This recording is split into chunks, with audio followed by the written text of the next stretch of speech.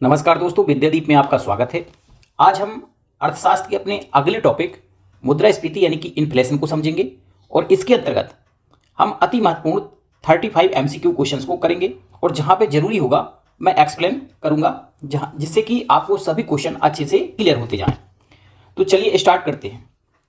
पहला क्वेश्चन है कि मुद्रास्फीति यानी कि इन्फ्लेशन का सामान्य अर्थ क्या है। तो दोस्तों आपको यहाँ पे याद रखना है कि स्फीति का मतलब क्या होता है।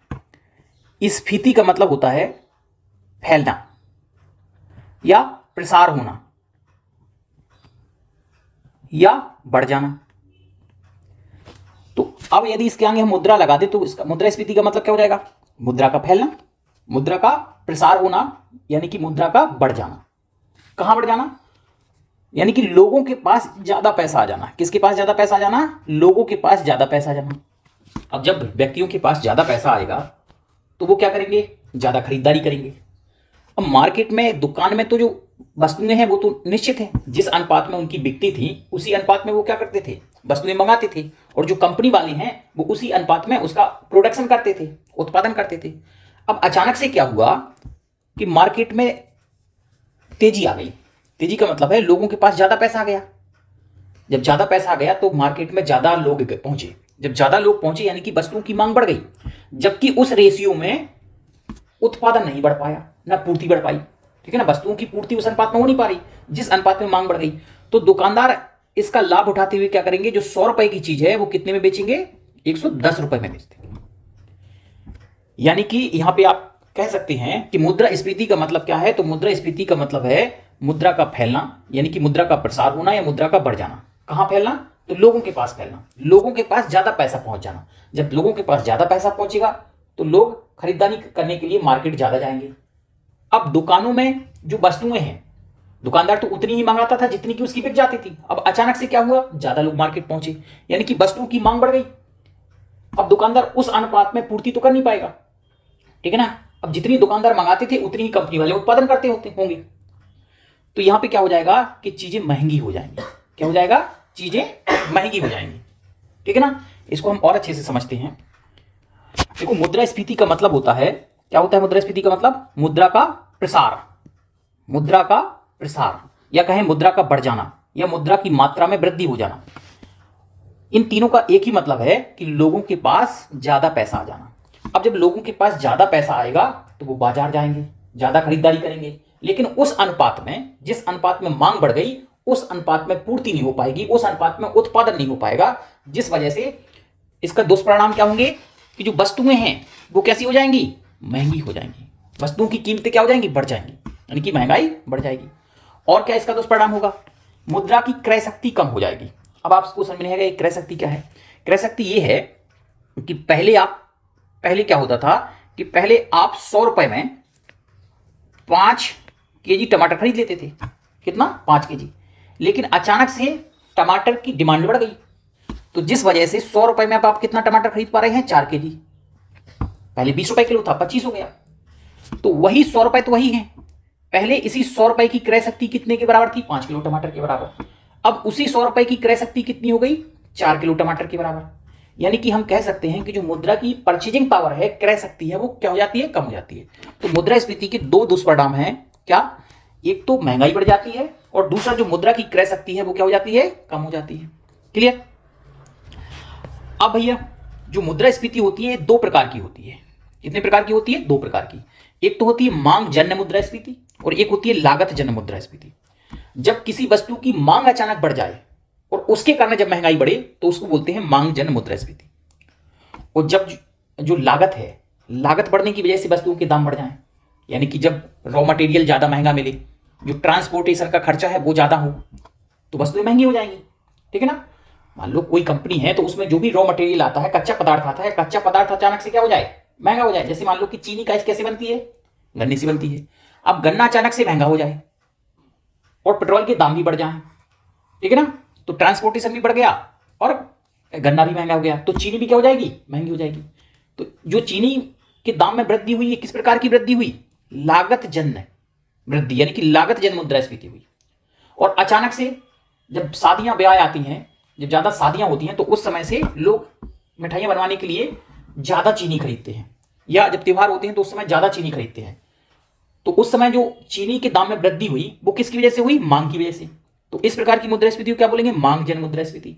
मतलब आपको याद रखना है कि यदि मांग बढ़ने के कारण मुद्रास्फीति बढ़ी, यानी कि चीजों के दाम बढ़े, तो वो क्या होंगे? मांग जन मुद्रास्फीति। और यदि लागत बढ़ने के कारण मुद्रास्फीति बढ़ी तो उसको बोलते हैं लागत जन मुद्रास्फीति। क्लियर? अब आपके दिमाग में आ रहा होगा कि सर अचानक से ऐसा कौन सा चमत्कार हो गया जिससे कि लोगों के पास ज्यादा पैसा आ गया?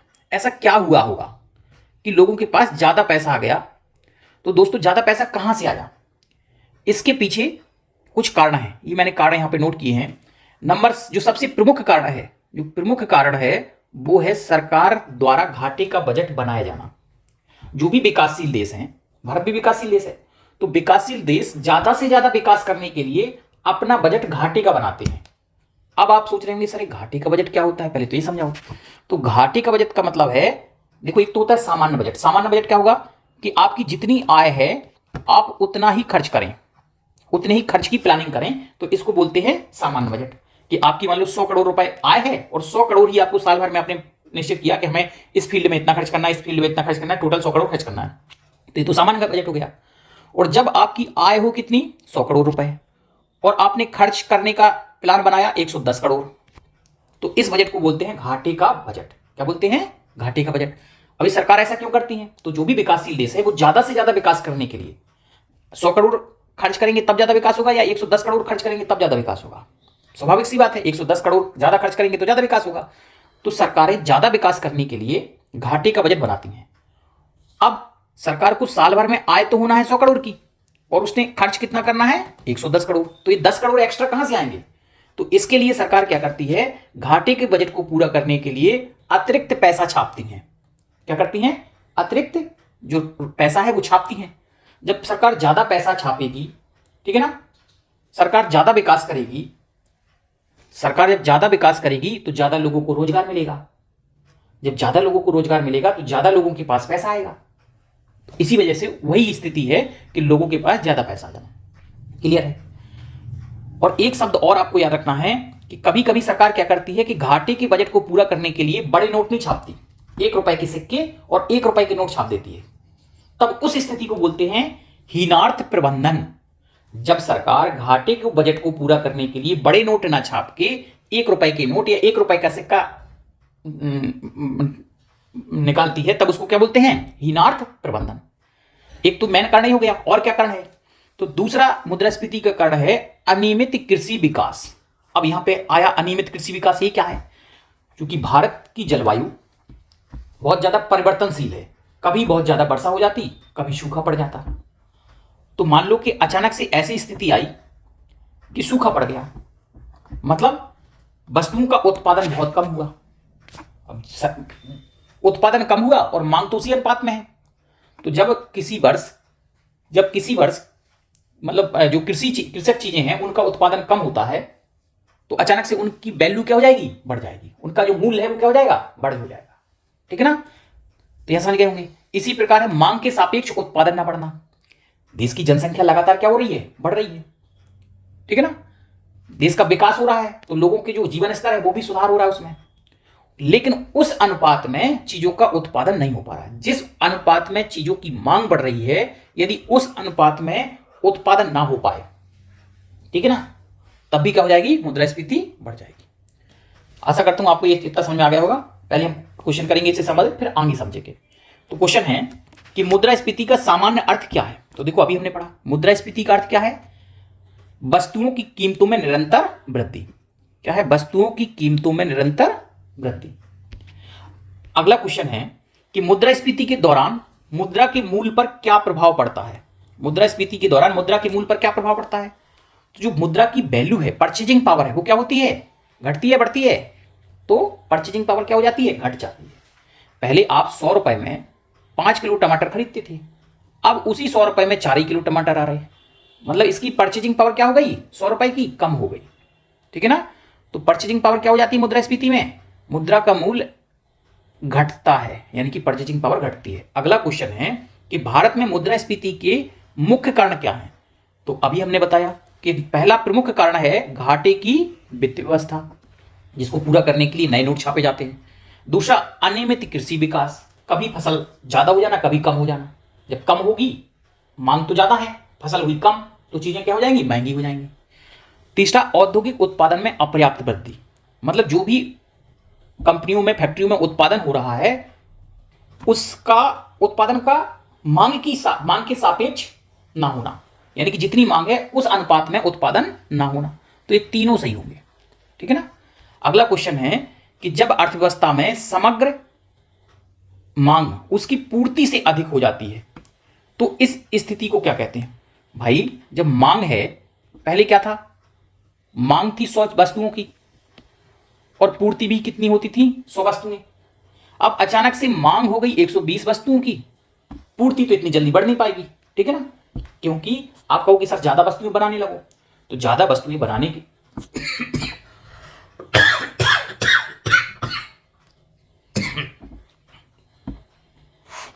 ज्यादा वस्तुएं बनाने के लिए हमें ज्यादा कंपनी स्थापित करनी पड़ेंगी, उसके लिए भूमि चाहिए, पूंजी चाहिए, रोजगार श्रम चाहिए, उद्यमी चाहिए।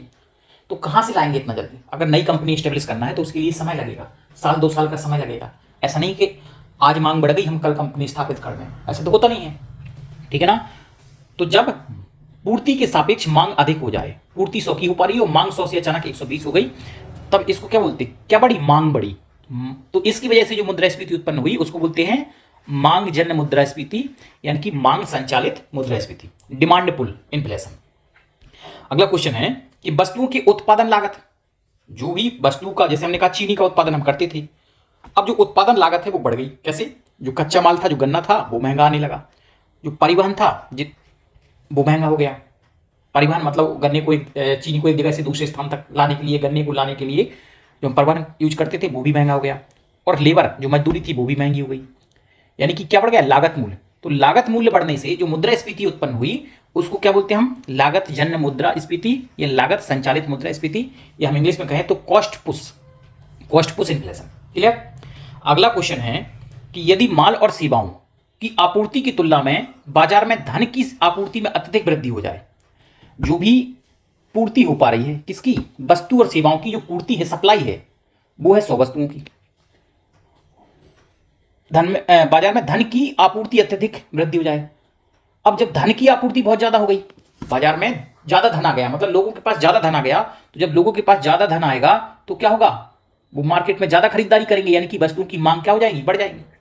जब मांग बढ़ेगी और पूर्ति हो नहीं पा रही, मांग हो गई 100 से 120 और पूर्ति हो नहीं पा रही, मांग क्यों बढ़ी, क्योंकि लोगों के पास पैसा बढ़ा, मनी सप्लाई हुई। जब ज्यादा मनी सप्लाई हुई तो मांग बढ़ेगी, और उस अनुपात में पूर्ति नहीं हो पाई, तो इसी को क्या बोलते हैं हम, मुद्रास्फीति। अगला क्वेश्चन है कि हीनार्थ प्रबंधन, यानी कि घाटे की व्यवस्था जिसमें नए नोटों का निर्गमन किया जाता है, उसका अर्थव्यवस्था पर क्या प्रभाव पड़ता है। तो मैंने आपको बताया था हीनार्थ प्रबंधन क्या होता है, कि जब सरकार की आय हो 100 करोड़ और वो खर्च का प्लान करे 110 करोड़, मतलब आय से ज्यादा खर्च का प्लान करे। अब सरकार को साल भर में कितनी आय होगी, 100 करोड़ की, तो 10 एक्स्ट्रा जो पैसे हैं वो कहां से आएंगे, उसके लिए सरकार अतिरिक्त पैसा छापती है, ठीक है ना। तो उसी को बोलते हैं हीनार्थ प्रबंधन या हीनार्थ प्रबंधन। हीनार्थ प्रबंधन उसको बोलते हैं घाटे की वित्त व्यवस्था। क्या बोलते हैं, घाटे की वित्त व्यवस्था। और हीनार्थ प्रबंधन में नोट तो छापते हैं, लेकिन 1 रुपए का नोट या सिक्के छापते हैं, 1 रुपए का नोट या क्या छापते हैं, सिक्के छापते हैं, तब उसको बोलते हैं हीनार्थ, ठीक है ना। मतलब घाटे की वित्त व्यवस्था का ही एक रूप है हीनार्थ प्रबंधन। तो कीमतों में गिरावट, मुद्रास्फीति बढ़ती है, तो इसमें क्या हो जाएगा, मुद्रास्फीति बढ़ती है। अगला क्वेश्चन है कि निम्न में से किस उत्पादक के मूल्य में वृद्धि होने के परिणामस्वरूप कई अन्य उत्पादों के मूल्य में भी वृद्धि हो जाती है। ऐसी कौन सी वस्तु है जिसके मूल्य में अगर वृद्धि हो जाए तो बहुत सारी वस्तुएं बढ़ जाती हैं। तो देखो पेट्रोलियम पदार्थ, क्योंकि ज्यादातर जो चीजें हैं, जो परिवहन है टोटल, वो किस पे चल रहा है, पेट्रोलियम पदार्थ पे। जब पेट्रोलियम पदार्थ बढ़ जाएगा तो बहुत सारी चीजें हैं जो अचानक से क्या हो जाएंगी, बढ़ जाएंगी। तो सही आंसर हो जाएगा पेट्रोलियम पदार्थ। अगला क्वेश्चन है कि मुद्रास्फीति की वह अवस्था जिसमें कीमतें बहुत धीमी गति से, यानी कि 0 से 3% या 1 अंक से बढ़ती हैं, क्या कहलाती हैं। तो दोस्तों मुद्रास्फीति कई प्रकार की होती है।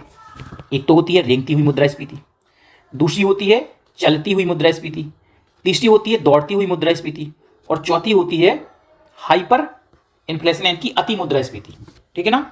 तो आपको याद रखना है कि मुद्रास्फीति कई प्रकार की होती है, ये 4 प्रकार बिल्कुल सही दिए हैं क्रम से। तो जब मुद्रास्फीति की दर 3% तक हो, कितनी, 0 से 3% तक, तब उसको बोलते हैं रेंगती हुई मुद्रास्फीति। जब मुद्रास्फीति की दर 4% से लेके 10% तक हो, तब उसको बोलते हैं बाकिंग इन्फ्लेशन यानी कि चलती हुई मुद्रास्फीति। और जब यह दर 10% यानी कि 11% से लेके 20% तक हो, तब इसको बोलते हैं दौड़ती हुई मुद्रास्फीति।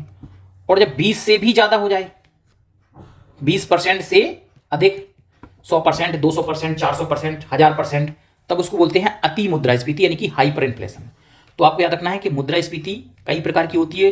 अगर 0 से 3% तक है तो वो रेंगती हुई, 4 से 10% तक है तो चलती हुई, 11 से 20% तक है तो दौड़ती हुई, और यदि 20% से अधिक, 100%, 200%, 400%, तो उसको बोलते हैं हाइपर इन्फ्लेशन यानी कि अति मुद्रास्फीति, या इसी का दूसरा नाम है बेलगाम मुद्रास्फीति। क्या बोलते हैं, बेलगाम मुद्रास्फीति, या इसी को बोलते हैं अत्यधिक मुद्रास्फीति। क्या बोलते हैं, अत्यधिक मुद्रास्फीति। तो ये सब इसी के नाम है। क्लियर है। तो यहां क्या पूछा, 0 से 3%, तो इसका सही आंसर क्या हो जाएगा, रेंगती हुई मुद्रास्फीति। अगला क्वेश्चन है कि जब बढ़ती कीमतों की दरें रेंगती मुद्रास्फीति से अधिक हो, मतलब जब मुद्रास्फीति की दर 3 से 10% तक हो, तब उसे क्या कहते हैं। तो अभी बताया हमने कि रेंगती हुई मुद्रास्फीति में दर कितनी रहती, 0 से 3%, और चलती यानी कि बाकी मुद्रास्फीति में कितनी रहती, 4% से लेके 10% तक। तो सही आंसर क्या हो जाएगा, चलती हुई मुद्रास्फीति। और कूदती या सरपट भागती हुई में तो ही बताया ही, इसमें कितना होती है, 10% से भी ज्यादा, और इसमें तो आपकी 100%, 200%, 300% ये हो जाता है। अगला है कि दौड़ती हुई मुद्रास्फीति में कीमतें बढ़ने की गति सामान्य कितनी होती है, तो दौड़ती हुई मुद्रास्फीति में होती है 10% से 20% तक। अगला क्वेश्चन है कि मुद्रास्फीति की दर में अचानक और बहुत तेज वृद्धि, कई 100%, अगर कई 100% की वृद्धि हो जाए तो उसको बोलते हैं हाइपर इन्फ्लेशन, या बोलते हैं बेलगाम मुद्रास्फीति, या अत्यधिक मुद्रास्फीति, या अति मुद्रास्फीति। क्लियर है। तो इसका सही आंसर क्या हो जाएगा, हाइपर इन्फ्लेशन। इसमें कई 100 गुना, पता चला कि 300% या 2000%, ठीक है ना, इस प्रकार की बढ़ जाती है। अगला क्वेश्चन है कि अर्थव्यवस्था में मंदी के साथ साथ जब मुद्रास्फीति की स्थिति भी मौजूद होती है तो इसे क्या कहते हैं। देखो सामान्यतः क्या होता है कि मुद्रास्फीति का मतलब है लोगों के पास ज्यादा पैसा जाना, सरकार ज्यादा खर्च करती है, बजट, घाटे के बजट को पूरा करने के लिए सरकार अतिरिक्त पैसा छापती है, और जब सरकार उस पैसे का क्या करेगी, विकास करेगी। जब विकास करेगी तो ज्यादा लोगों को क्या होता है, रोजगार मिलता है। यानी कि मुद्रास्फीति में, जो मुद्रास्फीति होती है, इसमें रोजगार में क्या होता है, मुद्रास्फीति में रोजगार बढ़ता है। क्या होता है, रोजगार बढ़ता है। लेकिन याद रखना है कि यदि मुद्रास्फीति तो है ही और रोजगार भी कम हो मिले, यानी कि बेरोजगारी ज्यादा हो जाए, रोजगार कम मिले यानी कि बेरोजगारी ज्यादा हो जाए, तब इस स्थिति को, ये सामान्य स्थिति नहीं है, ये कभी कभार उत्पन्न होती है, तब इस स्थिति को बोलते हैं क्या, स्टैग इन्फ्लेशन। क्या बोलते हैं, स्टैग इन्फ्लेशन। याद रखना है आपको, यानी कि मंदी जनित मुद्रास्फीति, इसी का नाम है मंदी जनित मुद्रास्फीति। यह इसी का दूसरा नाम है निस्पंदन स्फीति। क्या है, निस्पंदन स्फीति। फिर से एक बार समझो। देखो मैंने क्या कहा कि जब भी मुद्रास्फीति बढ़ती है तो इसका मतलब है लोगों के पास ज्यादा पैसा आ जाना। कहां से आया पैसा, उनको ज्यादा रोजगार मिला, है ना। तो मुद्रास्फीति में सामान्यतः रोजगार क्या होता है, बढ़ता है। लेकिन कभी कभी क्या होता है कि मुद्रास्फीति तो बड़ी है और रोजगार कम हो जाता है, यानी कि बेरोजगारी बढ़ जाती है। तो जब मुद्रास्फीति के साथ साथ बेरोजगारी भी बढ़ जाए तब उसको बोलते हैं स्टैग इन्फ्लेशन, ये मंदी जनित मुद्रास्फीति या निस्पंदन स्फीति। ठीक है। अगला क्वेश्चन है कि मुद्रास्फीति से समाज के किस वर्ग को सबसे अधिक हानि या नुकसान होता है। तो दोस्तों ये हम पूरा एक साथ समझ लेते हैं कि किसको लाभ होता है, किसको हानि होती है।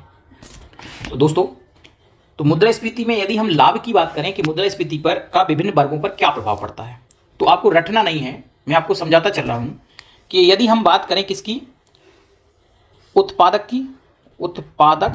या कहें विक्रेता और उपभोक्ता। तो यहां पे देखो, उत्पादक मतलब जो चीजों का उत्पादन कर रहा है या जो बेच रहा है। तो एक दुकानदार है, वो पहले एक वस्तु को बेचता था 100 रुपए में, मुद्रास्फीति के पहले। अब जैसे ही मुद्रास्फीति बढ़ी, महंगाई बढ़ी, तो वह वही 100 रुपए की चीज कितने में बेच रहा है? 110 रुपए में। तो इसको क्या होगा? लाभ हुआ। और जो उपभोक्ता है, ठीक है ना, कंज्यूमर है, वो पहले चीज खरीदता था 100 रुपए में, अब वो कितने में खरीद रहा? 110 रुपए में। तो इसको तो हानि हुई, इसको 10 रुपए ज्यादा खर्च करने पड़ रहे हैं, जबकि इसको 10 रुपए ज्यादा मिल रहे हैं। तो किसको लाभ हुआ? उत्पादक को लाभ होता है, और उपभोक्ता को क्या होती है? हानि होती है। या हम इसी को विक्रेता कहते हैं कि विक्रेता को क्या होता है? लाभ होता है, जबकि जो क्रेता है, खरीदने वाला, इसको क्या होती है? हानि होती है। क्लियर? एक ही मतलब है। इसके बाद यदि हम बात करें किराएदार और मकान मालिक की, किसकी बात करें? किराएदार और मकान मालिक की। तो देखो, किराएदार और मकान मालिक, तो यहां पे देखो, आप मान लो कि रेंट पे रहते हैं किसी के यहाँ पे, किसी मकान में रेंट पे रहते हैं, तो आप पहले मान लो आपका किराया है 5,000 रुपए। कितना है? 5,000 रुपए। अब महंगाई बढ़ गई, तो ऐसा तो है नहीं कि महंगाई बढ़ने के साथ साथ के किराएदार आपका किराया बढ़ाएगा, नहीं, सामान्यतः नहीं बढ़ाता, नहीं बढ़ाता। तो आप मान लो कि 2020 में रह रहे थे, तो 2020 में आपने किराया देते थे 5,000। अब 2021 में महंगाई बढ़ गई, लेकिन आप किराया आप भी दे रहे हैं 5,000। पहले उस 5,000 में 5 साइकिल आ जाती थी। कितनी साइकिल आ जाती थी? 5। अब महंगाई बढ़ने की वजह से उसी 5,000 में 4 साइकिल आ रही हैं। कितनी साइकिल आ रही हैं? 4 साइकिल आ रही हैं। तो मतलब ये हुआ कि पहले आप किराए के रूप में 5 साइकिल देते थे, 5 साइकिल का मूल्य देते थे। अब कितने का मूल्य दे रहे? 4 साइकिल के बराबर मूल्य दे रहे मकान मालिक को। तो आपको तो लाभ हुआ कि आप 2020 में देते थे 5 साइकिल का मूल्य, अब आपको कितना देना पड़ रहा है? 4 साइकिल का मूल्य, जबकि मकान मालिक को क्या हो गई? हानि हो गई। तो याद रखना है कि लाभ किसको होता है? तो किराएदार को लाभ होता है, जबकि मकान मालिक को क्या होती है? हानि होती है। इसके बाद यदि हम बात करें श्रमिक वर्ग और वेतनभोगी की, किसकी? श्रमिक वर्ग और वेतनभोगी की, या हम कहें कि जिनकी आय परिवर्तनशील है और जिनकी आय निश्चित है। निश्चित आय वाले और परिवर्तनशील आय वाले। एक तो होते हैं निश्चित आय वाले व्यक्ति, निश्चित आय वाले व्यक्ति, और दूसरे होते हैं परिवर्तनशील आय वाले व्यक्ति। अब आप कहोगे निश्चित आय वाले व्यक्ति कौन है? तो निश्चित आय वाला वर्ग वो है जो सैलरीड पर्सन है, जिनकी सैलरी, जैसे मान लो एक पुलिसकर्मी है, या मान लो कोई सरकारी टीचर है, कोई भी सरकारी जॉब वाला हुआ या प्राइवेट जॉब वाला हुआ, तो उसको तो निश्चित मिलना है कि भाई आपको 50,000 रुपए मिलते हैं। अब जैसे ही महंगाई बढ़ गई, तो क्या सरकार तुरंत इनका वेतन बढ़ा देगी? सरकार अपने हिसाब से बढ़ाएगी, ठीक है ना। जबकि जो परिवर्तनशील आय वाले हैं, जो मजदूर वर्ग है, कौन सा वर्ग है? मजदूर वर्ग है, ये तो कह देगा भैया अब महंगाई बहुत ज्यादा हो गई, अब हम 500 रुपए में काम नहीं करेंगे, अब हम कितने लेंगे? 600 से कम में नहीं जाएंगे। तो जो परिवर्तनशील आय वाले व्यक्ति हैं, ये तो महंगाई के साथ साथ अपनी जो मजदूरी है उसको बढ़वा लेते, लेकिन जो निश्चित आय वाले हैं ये नहीं बढ़वा पाते, ठीक है ना। तो इनको तो पहले 50,000 रुपए मिल रहे थे, महंगाई बढ़ने के बाद भी 50,000 मिल रहे, जबकि उस 50,000 में से पहले 50 साइकिल आती थी, अब 45 साइकिल आ रही, तो इनको तो हानि हो जाएगी। तो लाभ किसको होता है? परिवर्तनशील आय वर्ग, परिवर्तनशील आय वर्ग, ऐसा वर्ग जिनकी आय कैसी है? परिवर्तनशील। और जो निश्चित आय वर्ग है, निश्चित या फिक्स आय वर्ग, इनको क्या होता है? हानि होती है। जो वेतनभोगी हैं वो किस में आ जाएंगे? निश्चित आय वर्ग में आ जाएंगे। जो वेतनभोगी हैं, वेतनभोगी जिनको वेतन मिलती है फिक्स वेतन, ये इसमें आ जाएंगे। और मजदूर किस में आ जाएंगे? परिवर्तनशील आय वर्ग में आ जाएंगे। इसके बाद यदि हम बात करें ऋणी और ऋणदाता की, किसकी बात करें? ऋणी और ऋणदाता। तो ऋणी का मतलब है देनदार, जिसको उधार का पैसा देना है, और ऋणदाता का मतलब जिसे लेना है, अपना वापस लेना है, लेनदार। तो दोस्तों मान लो कि 2020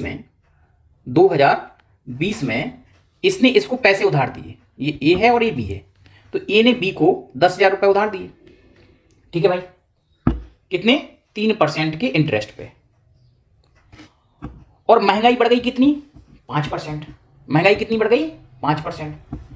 तो इसने जितने दिए थे, चलो इंटरेस्ट छोड़ो, मान लो ऐसे ही दिए बिना इंटरेस्ट के, तो इसने इसको दिए कितने, 10,000। उस 10,000 में से 10 साइकिल आ जाती थी। कितनी साइकिल आ जाती थी, 10 साइकिल।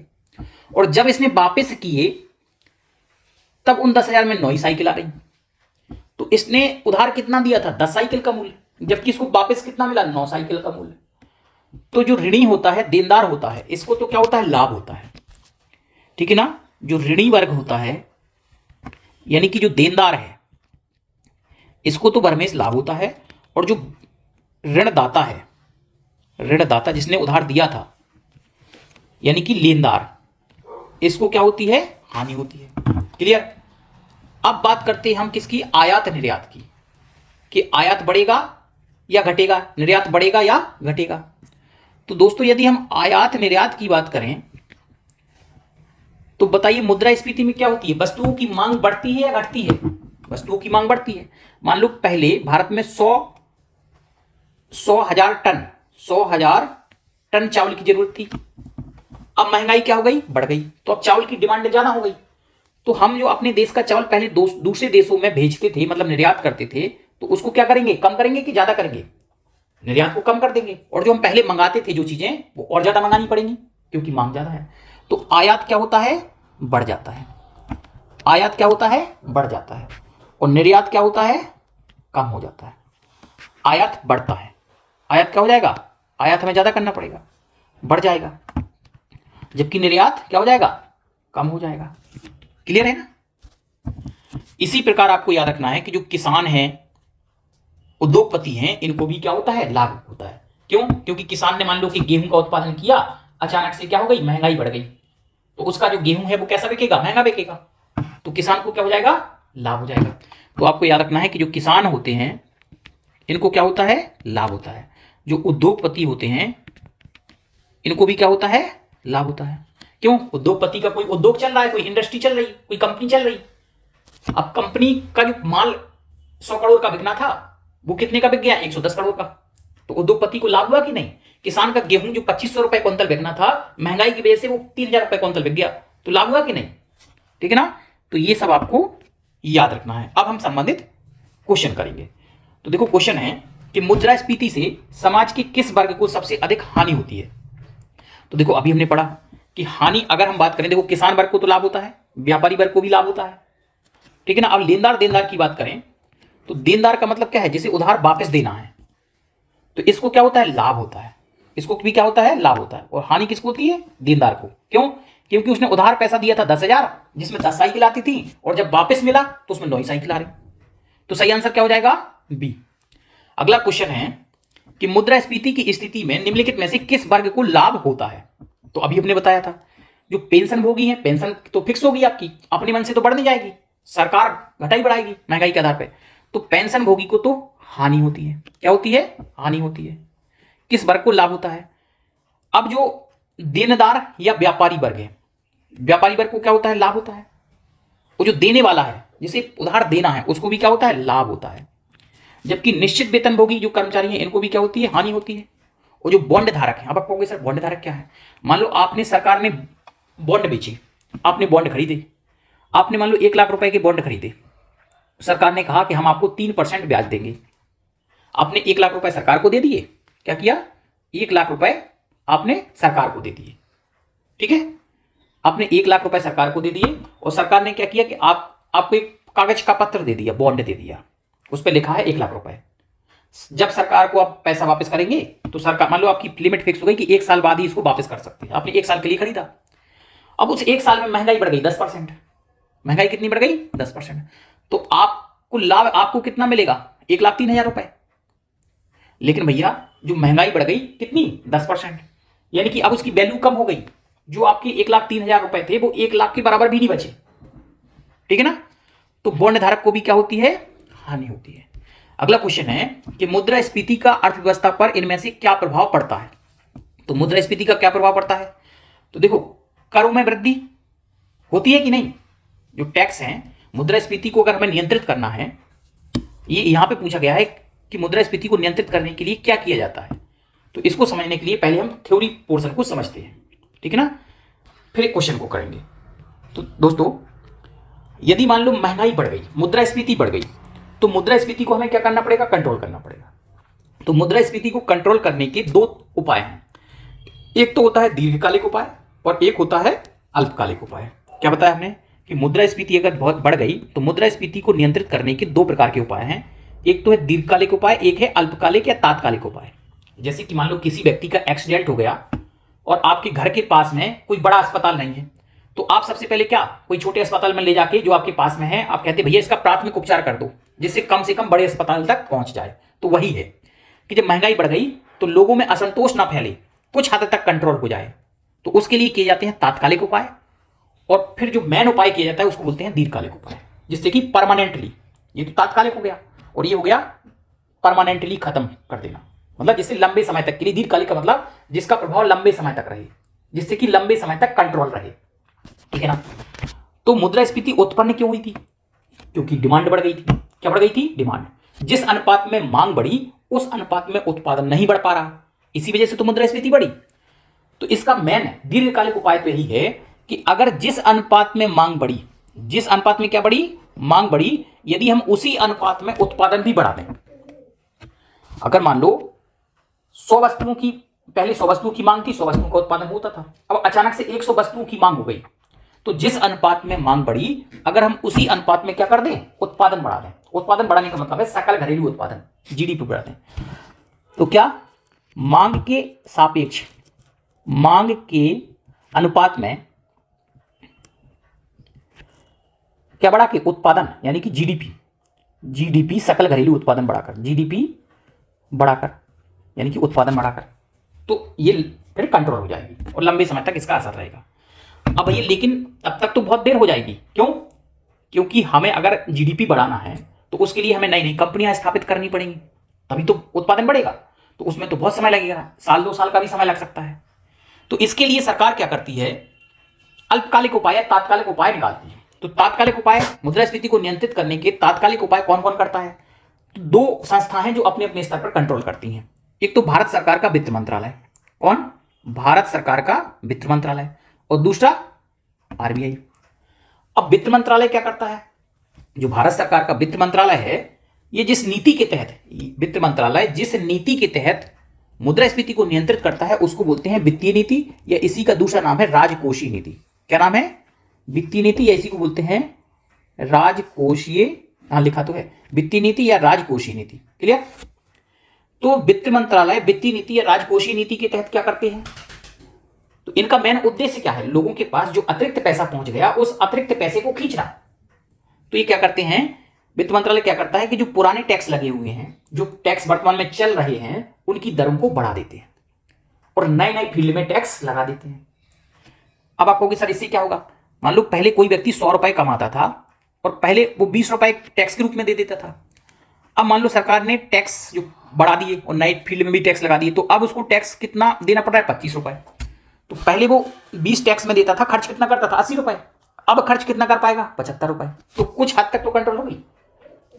अब आरबीआई, तो दोस्तों मुद्रास्फीति को नियंत्रित करने के लिए आरबीआई जिस नीति के तहत काम करती है उसको बोलते हैं मौद्रिक नीति, ऋण नीति या साख नीति। क्या बोलते हैं? मौद्रिक नीति या ऋण नीति या साख नीति, एक ही मतलब है।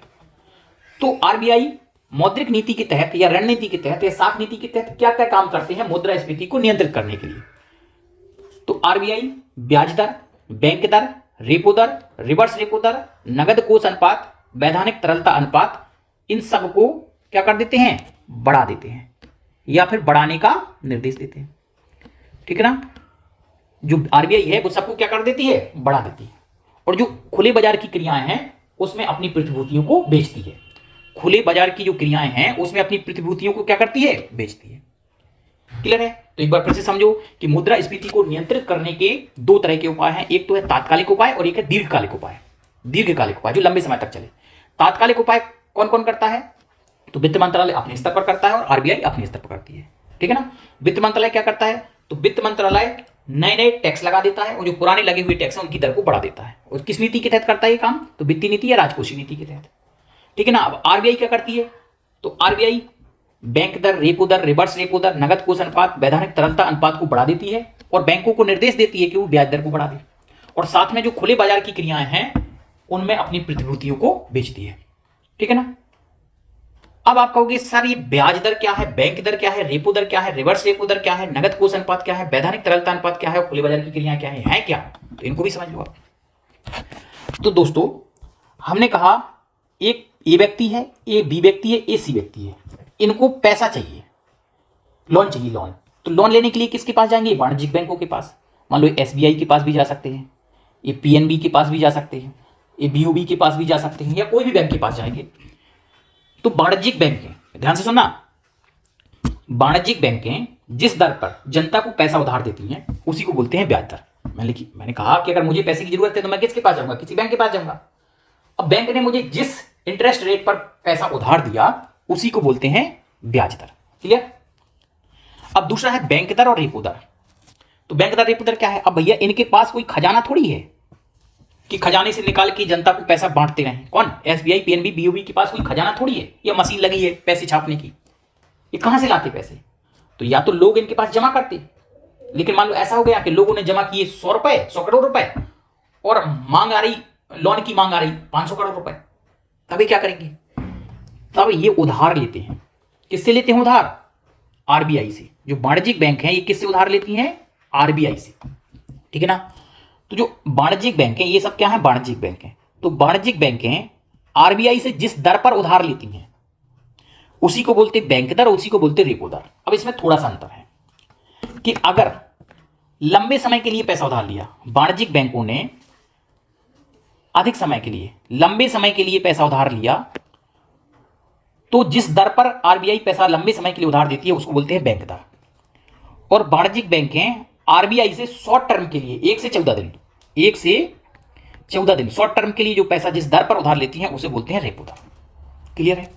अच्छा, दूसरी बात, जो बैंक दर जो लंबे समय के लिए वाणिज्यिक बैंक आरबीआई से पैसा उधार लेती हैं उसके लिए इन्हें कुछ गिरवी रखने की जरूरत नहीं होती, जबकि शॉर्ट टर्म पैसा उधार लेने के लिए इनको अपनी प्रतिभूतियां आरबीआई के पास गिरवी रखना पड़ता है। क्लियर? अब रिवर्स रेपो क्या है? तो रिवर्स रेपो ये है कि जब मान लो कि बैंकों के पास पैसा जमा हो गया ज्यादा और लोन लेने वाला कोई नहीं आ रहा है, तब तो ये घाटे में चली जाएंगी। पैसा रखे रखे क्या करेंगी? क्योंकि जिसने जमा किया उसको तो इंटरेस्ट देना पड़ेगा। तब जो वाणिज्यिक बैंक हैं ये क्या करत कि इनके पास जो अतिरिक्त पैसा है उसके कहां जमा कर देत? आरबीआई के पास।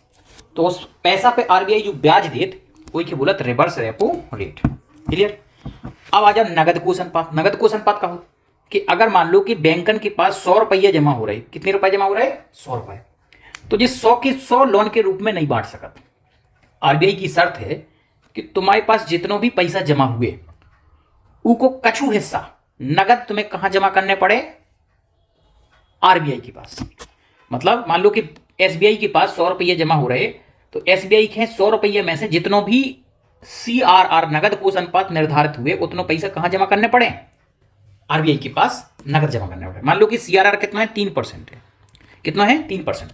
तो अगर 100 रुपया एसबीआई के पास जमा हो रहा हो तो 100 में से 3 रुपये इन्हें कहां जमा करने पड़े? नगद, आरबीआई के पास। और वैधानिक तरलता अनुपात का है। वैधानिक तरलता अनुपात यानी कि जो वाणिज्यिक बैंकन के पास जितना भी पैसा जमा हो उसमें से कुछ पैसे की इन्हें तरल संपत्ति खरीदने पड़ा। 3% तो इन्हें कहां जमा कर दो? आरबीआई के पास। 3% का मतलब जितना भी निर्धारित हुए। और मान लो वैधानिक तरलता अनुपात कितना निर्धारित है? मान लो 18% निर्धारित है, तो 18% की इन्हें आरबीआई से क्या खरीदने पड़े? तरल संपत्ति खरीदने पड़े। तरल संपत्ति का मतलब सोना, प्रतिभूतियां, स्टाम्प्स। 18% रुपए की, मतलब जितना भी निर्धारित हुए, 18 भी हो जाते, कभी 17 हो जाते, कभी 20 हो जाते, तो इतने की खरीदने पड़े ने? तरल संपत्तियां खरीदने पड़े।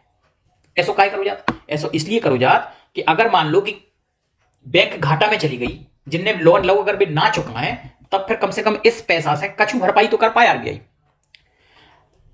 अब अंतिम टर्म है खुले बाजार की क्रियाएं, ओपन मार्केट ऑपरेशन।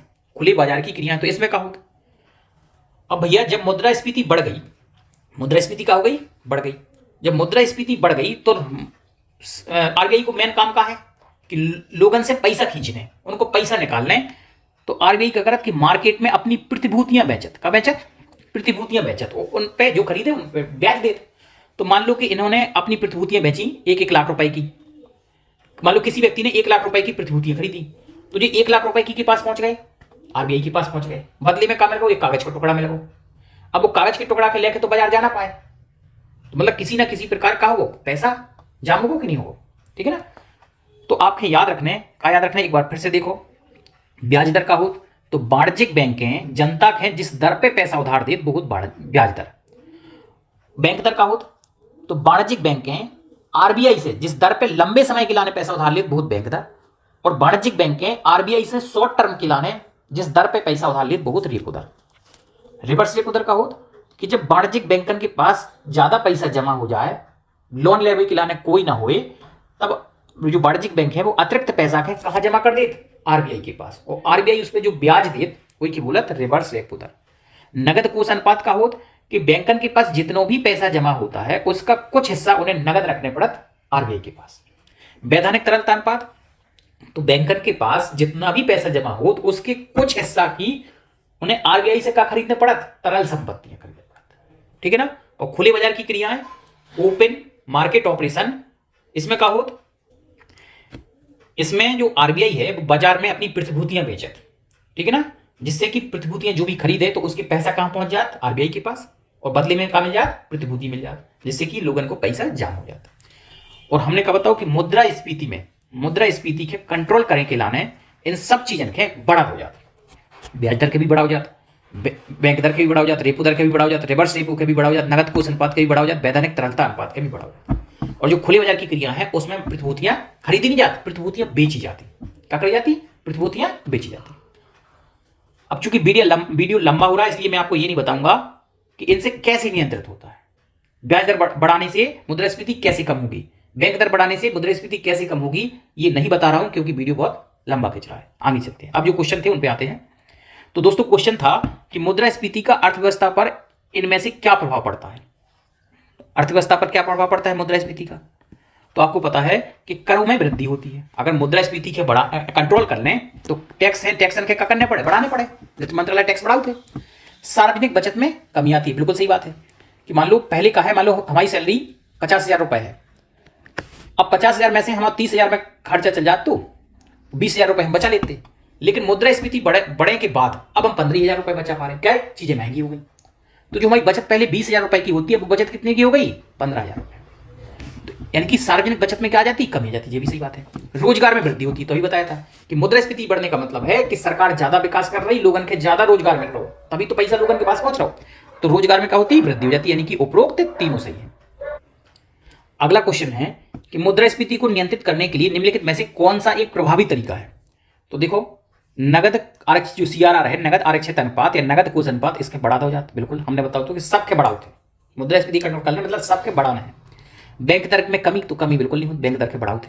सरकारी व्यय में वृद्धि, भैया सरकारी, अगर सरकार ज्यादा खर्च करे तो लोगों के ज्यादा रोजगार मिले, सरकार ज्यादा खर्च करे तो लोगों के ज्यादा रोजगार मिले, तब तो महंगाई और बढ़ जाए।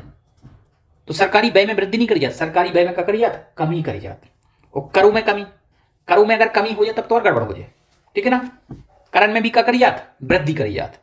तो सही आंसर क्या हो जाए कि नगद कोष अनुपात में वृद्धि।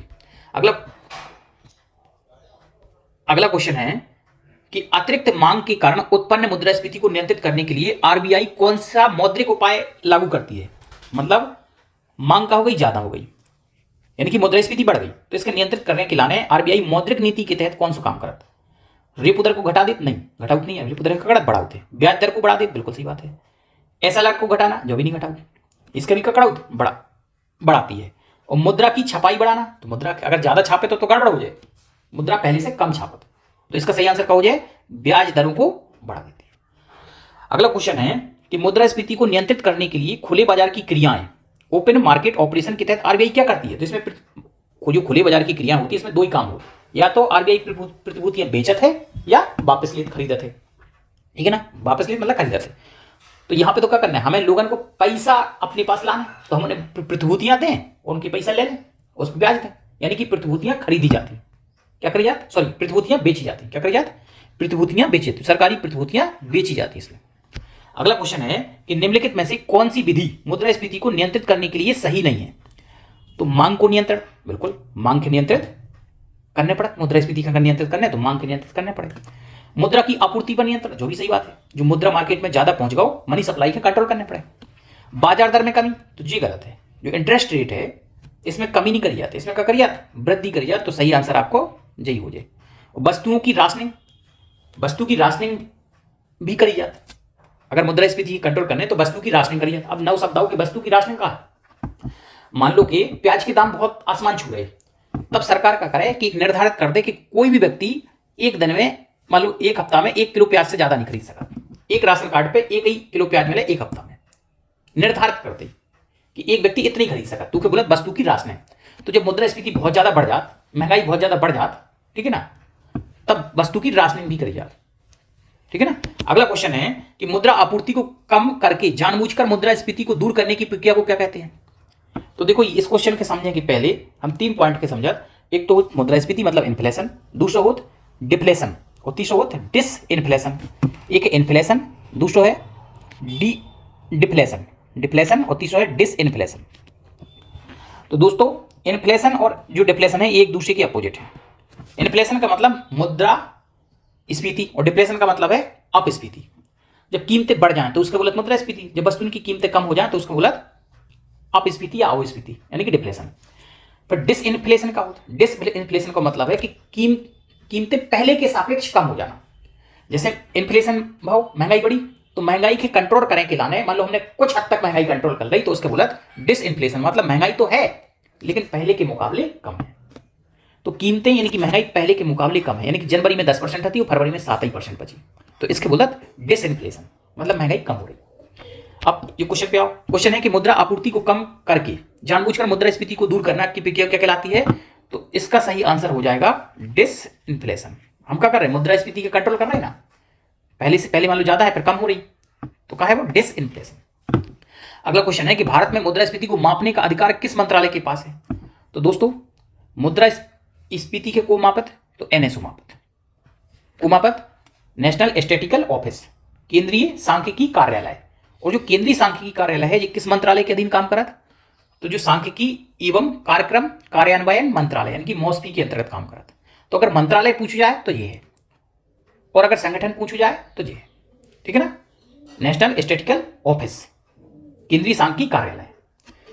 तो अगला क्वेश्चन है कि भारत में मुद्रास्फीति मापन के लिए WPI का पूर्ण रूप क्या है। तो इसको समझने से पहले कुछ पॉइंट हम समझते हैं कि महंगाई को मापने के लिए भारत में प्रयोग होने वाले सूचकांक, तो 2 सूचकांक भारत में प्रयोग होते, वैसे तो 3 होते लेकिन आपके हिसाब से 2 ही ठीक है। कौन कौन से, एक तो होता CPI और एक है WPI।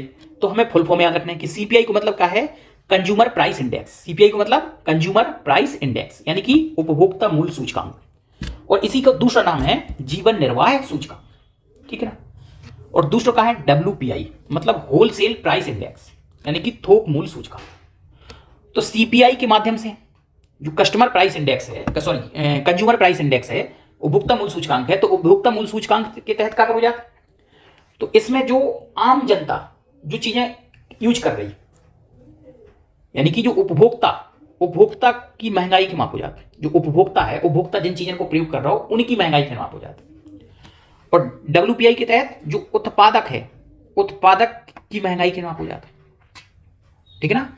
यानी कि इनमें जो फुटकर चीजें हैं, खुदरा चीजें हैं, प्रतिदिन उपभोग में आने वाली चीजें हैं, उनके मूल्य में परिवर्तन के नाप हो जाता है, किस माध्यम से, CPI के माध्यम से। और WPI के माध्यम से थोक चीजें के मूल्य में का परिवर्तन हो रहा है, इनमें फुटकर यानी खुदरा, इसमें थोक। जो खुदरा चीज है यानी कि प्रतिदिन इन्हें को यूज करत आम जनता, और जो थोक चीजें को उत्पादन करत उत्पादक। तो अगर हम कहा है कि जो उपभोक्ता है, उपभोक्ता की महंगाई के काय से नाप हो जात तो CPI, और उत्पादक की महंगाई के काय से नाप हो जात तो WPI से, थोक चीजन की महंगाई के WPI से, और फुटकर चीजन की या खुदरा चीजन की महंगाई के तो CPI से। क्लियर है। CPI को फुल फॉर्म का है कंज्यूमर प्राइस इंडेक्स यानी कि उपभोक्ता मूल्य सूचकांक, इसी को दूसरा नाम का है जीवन निर्वाह सूचकांक। क्लियर है। अब क्वेश्चन पर आते हैं। तो भारत में मुद्रास्फीति मापन के लिए WPI का पूर्ण रूप क्या है, तो अभी बताया आपने, होलसेल प्राइस इंडेक्स यानी कि थोक मूल्य सूचकांक। अगला क्वेश्चन है कि CPI का पूर्ण रूप क्या है, तो अभी बताया, उपभोक्ता मूल्य सूचकांक यानी कि कंज्यूमर प्राइस इंडेक्स। अगला क्वेश्चन है कि भारत में वर्तमान में मुद्रास्फीति का मापन करने की सबसे प्रचलित और आधिकारिक जो सूचकांक है वो कौन सा है। तो भारत में जो सबसे प्रचलित सूचकांक है वो है CPI, उपभोक्ता मूल्य सूचकांक, और इसकी सिफारिश करी थी उर्जित पटेल समिति ने, जो सब याद नहीं रखने आपके। अगला क्वेश्चन है कि थोक मूल्य सूचकांक का वर्तमान आधार वर्ष क्या है। तो अभी हाल ही में कुछ आधार वर्ष चेंज हुए और कुछ चेंज हो रहे, तो वो एक साथ देख लो आप। देखो जो जीडीपी है, तो जीडीपी आधार वर्ष पहले तो क्या होता, ऐसा वर्ष जिससे मूल्यों की तुलना की जाती है। अर्थव्यवस्था का ऐसा पिछला वर्ष जहां से मूल्यों की तुलना की जाती है उसको क्या बोलते हैं, आधार वर्ष। ठीक है ना। तो जीडीपी के लिए आधार वर्ष पहले है तो 11-12, अब बदल दो अभी हाल ही में तो कहा 22-23। सकल घरेलू उत्पादन की जो माप करी जाती पहले 11-12 के आधार पर करी जाती, अब इसको आधार वर्ष कहा 22-23। अगर हम कंज्यूमर प्राइस इंडेक्स देखें सीपीआई, तो इसको आधार वर्ष पहले है तो 2012, अब वर्तमान में कहा है 2024। तो दोस्तों आपको याद रखना है कि जो होलसेल प्राइस इंडेक्स है उसका पुराना आधार वर्ष था 11-12, वर्तमान में क्या प्रस्तावित है तो 22-23, अभी हुआ नहीं है, बहुत जल्दी हो जाएगा। और यदि हम आईआईपी का मतलब होता है इंडेक्स ऑफ इंडस्ट्रियल प्रोडक्शन, मतलब जो औद्योगिक उत्पादन है, जो औद्योगिक चीजें हैं उनके मूल्य के नापे के लाने पहले आधार वर्ष कहा तो 11-12, अब कहा 22-23। तो क्वेश्चन है कि थोक मूल्य सूचकांक का वर्तमान आधार वर्ष क्या है। तो दोस्तों इसका वर्तमान आधार वर्ष अभी भी 11-12 ही है, लेकिन प्रस्तावित है बहुत जल्दी इसका आधार वर्ष क्या हो जाएगा 2022-23। अगला क्वेश्चन है कि भारत में सरकारी कर्मचारियों को दिए जाने वाले महंगाई भत्ते की गणना किस सूचकांक पर की जाती है। तो दोस्तों जो सरकारी कर्मचारी हैं वे भी तो थोक चीजें खरीदते हैं, फुटकर चीजें खरीदते, फुटकरी तो खरीदत, उन्हें भी तो दैनिक यूज की वस्तुएं चाहिए। तो अगर कछु भी तुम खरीदन जाओ तो फुटकरी तो खरीदत, अपन तो क्या है ग्राहक है ना। तो को करत किस आधार पर करी जात महंगाई की गणना, तो सीपीआई के आधार पर। भारत में सरकारी कर्मचारियों को दिए जाने वाले महंगाई भत्ते की गणना किस सूचकांक पर की जाती है, तो कंज्यूमर प्राइस इंडेक्स यानी कि उपभोक्ता मूल्य सूचकांक के आधार पर। अगला क्वेश्चन है कि निम्नलिखित में से कौन सा उपाय मुद्रास्फीति को कम करने के लिए सरकार की राजकोषीय नीति का हिस्सा है। तो राजकोषीय नीति या वित्तीय नीति को बनाओ वित्त मंत्रालय, तो वित्त मंत्रालय के अंतर्गत वो क्या करा कि जो टैक्स हैं उनकी दरें बढ़ा दी या नए क्षेत्र में टैक्स लगा दी। अब यहां पे आओ आप प्रत्यक्ष करों में वृद्धि करके, तो दोस्त इनडायरेक्ट टैक्स कभी नहीं बढ़ाया जाता। अगर इनडायरेक्ट टैक्स बढ़ाए जाए तो बस उनकी जो वैल्यू है वो और ज्यादा बढ़ जाए, है ना। तो बरमेश जो भी टैक्स बढ़ाया जाए तो कौन से बढ़ाया जाए, प्रत्यक्ष कर। अगला क्वेश्चन है कि विमुद्रीकरण का मुद्रास्फीति पर क्या प्रभाव पड़ता है। विमुद्रीकरण मतलब डिमोनेटाइजेशन। जैसे मान लो कि 500 रुपए के नोट हैं, इन्हें चलन से क्या कर दो, बाहर कर दो। विमुद्रीकरण का मतलब है कि जो मुद्रा चलन में है उसके चलन से क्या कर दो, बाहर कर देना, यानी कि रोक लगा देना। तो मान लो आज की स्थिति है, अगर आज जो 500 रुपए के नोट है उन्हें चलन से बाहर कर दोगे तब प्रकार लोगों के पास अचानक पैसा की का हो जाए, कमी हो जाए, तो मार्केट कम जा पाए, कैसे जो पुराने 500 के नोट है वे चले नहीं है, ठीक है ना। तो इससे क्या हो जाए, मुद्रास्फीति कंट्रोल हो। तो मुद्रा आपूर्ति को कम होने में मुद्रास्फीति नियंत्रित होती है। क्या हो जाएगा, पहला सही हो जाएगा। अगला है कि यदि देश में एक वस्तु जैसे प्याज के भाव अत्यधिक हो जाते हैं तो उसे नियंत्रित करने के लिए सरकार क्या उपाय करती है। देखो मुद्रास्फीति का मतलब जो नहीं है कि कोनो एक वस्तु के दाम बढ़ जाए, मुद्रास्फीति का मतलब है कि सब कछु के दाम बढ़ जाए, ठीक है ना, मार्केट में सब चीजें महंगी हो जाए, ठीक है ना। लेकिन कभी कभी ऐसा हो जाता कि कोई एक चीज के दाम बहुत ज्यादा बढ़ गए, बकाया सब सामान है, तब उस स्थिति में क्या करो जात, मान लो प्याज के दाम बढ़ गए तो सरकार क्या करे कि जहां जहां प्याज को भंडारण हो रहा हो उसकी सीमा निर्धारित करे कि हाँ भैया जो भी विक्रेता है वे 1 क्विंटल से ज्यादा प्याज अपने पास नहीं रख सकता, मतलब निर्धारित कर दो 1 क्विंटल 2 क्विंटल 50 किलो 10 किलो जो भी सरकार करे, ठीक है ना। निर्यात, अब प्याज की चूंकि महंगाई बहुत ज्यादा बढ़ गई, तो महंगाई बढ़ गई यानी कि प्याज की डिमांड बहुत ज्यादा है, सप्लाई बहुत कम हो पा रही है ना। तो क्या करें कि जो निर्यात हो रहा हो तो प्याज को निर्यात का कर दें, रोक दोगे, निर्यात को रोक दोगे या कम कर दोगे, और आयात के क्या करोगे, दूसरे देशों से प्याज और मंगाइए जिससे कि कीमतें क्या हो जाए, कंट्रोल हो जाए। तो यहां पे तीनों ऑप्शन सही हो जाएंगे। अगला क्वेश्चन है कि उपभोक्ता मूल्य सूचकांक के ग्रामीण और शहरी संयुक्त आंकड़े कौन जारी करता है। तो यहां पे ग्रामीण और शहरी से कोई मतलब नहीं है, जो उपभोक्ता मूल्य सूचकांक है इसके जो आंकड़े हैं वो कौन जारी करा, तो केंद्रीय राष्ट्रीय सांख्यिकी कार्यालय, नेशनल स्टैटिस्टिकल ऑफिस। जो भी आपके मुद्रास्फीति के आंकड़े हैं या महंगाई के आंकड़े हैं वो को जारी करा, तो एनएसओ। अगला क्वेश्चन है कि उपभोक्ता मूल्य सूचकांक का वर्तमान आधार वर्ष क्या है। तो अभी बताया हमने कि उपभोक्ता मूल्य सूचकांक का पहले आधार वर्ष था 2012, जो कि चेंज होकर क्या होगा 2024 हो, ठीक है ना। अगला क्वेश्चन है कि अब अर्थव्यवस्था में मुद्रा का प्रसार मनी सप्लाई कम हो जाती है। जब अर्थव्यवस्था में मुद्रा का प्रसार यानी कि मनी सप्लाई कम हो जाती है तो मुद्रास्फीति पे क्या असर पड़ेगा। भैया मनी सप्लाई की वजह से तो मुद्रास्फीति हुई थी, मनी सप्लाई ज्यादा हो गई थी इसी वजह से तो मुद्रास्फीति हुई थी, महंगाई बढ़ी थी। अगर मनी सप्लाई कम हो जाए तो मुद्रास्फीति क्या हो जाए, कंट्रोल हो जाए। तो मुद्रास्फीति को नियंत्रित करने में क्या मिलती है, मदद मिलती है। दोस्तों 2 पॉइंट और हैं, इन्हें भी आपको याद रखना है। एक तो है कोर इन्फ्लेशन और दूसरा है हेडलाइन इन्फ्लेशन। तो कोर इन्फ्लेशन में कहा हो कि खाद्य पदार्थ और ईंधन को छोड़कर बाकी वस्तुओं की कीमतें में जो वृद्धि होती है उसको बोलते हैं कोर इन्फ्लेशन। इन्फ्लेशन का मतलब महंगाई में वृद्धि, कीमतें बढ़ जाना। लेकिन जो कोर इन्फ्लेशन में महंगाई दर निकाली जात, महंगाई निकाली जात, उसमें 2 चीजें छोड़ दो जात। क्या क्या है, खाद्य व ईंधन। ईंधन को छोड़कर जो बाकी चीजों में महंगाई है उसके बोलत कोर इन्फ्लेशन। और जब सभी वस्तुओं और सेवाओं की कीमतों में जो वृद्धि है, हेडलाइन इन्फ्लेशन में क्या देखो जात, सभी वस्तुओं व सेवाओं की कीमतों में जो वृद्धि हो रही उसके बोलत हेडलाइन इन्फ्लेशन। हेडलाइन इन्फ्लेशन मतलब सभी वस्तुओं और सेवाओं की कीमतों में वृद्धि, और कोर इन्फ्लेशन मतलब खाद्य पदार्थ और ईंधन को छोड़कर शेष बची हुई जो वस्तुएं हैं उनकी कीमतों में वृद्धि। ठीक है ना। यहां पे जो हमारे इन्फ्लेशन का टॉपिक था ये कंप्लीट होता है। यदि आपको वीडियो पसंद आया हो तो वीडियो को लाइक करें, कमेंट करें और अधिक से अधिक शेयर करें। धन्यवाद।